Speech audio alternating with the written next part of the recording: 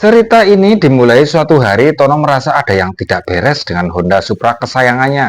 Setiap kali dia menyalakan mesin, terdengar bunyi kasar yang mengganggu dan knalpot mengeluarkan asap putih. Tono pun penasaran apa sebenarnya yang terjadi.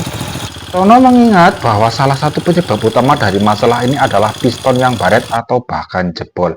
Piston yang baret membuat pergerakan tidak lancar dan bila jebol, oli bisa masuk ke ruang bakar, menyebabkan asap putih mengebul dari knalpot. Ini menyebabkan Tono semakin khawatir. Tono juga ingat cerita mekaniknya tentang ring piston yang melemah.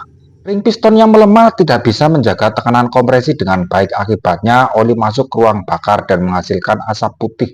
Tono berpikir mungkin ini juga salah satu penyebabnya motornya berbunyi kasar. Selain itu, Tono teringat pernah lupa mengganti oli mesin tepat waktu. Oli mesin yang berkualitas buruk atau sudah lama tidak diganti bisa menyebabkan lumasan yang tidak optimal sehingga mesin berbunyi kasar dan komponen cepat aus.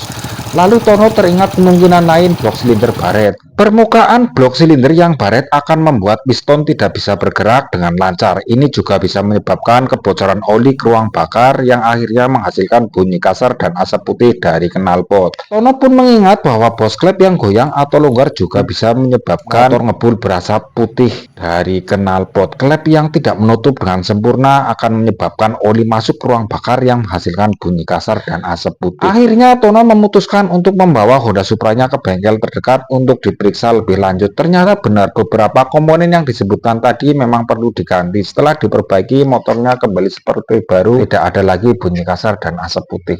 Teman-teman, itulah kisah dibalik bunyi kasar dan asap putih pada Honda Supra. Semoga cerita ini bisa membantu kalian memahami dan mengatasi masalah serupa pada motor kalian.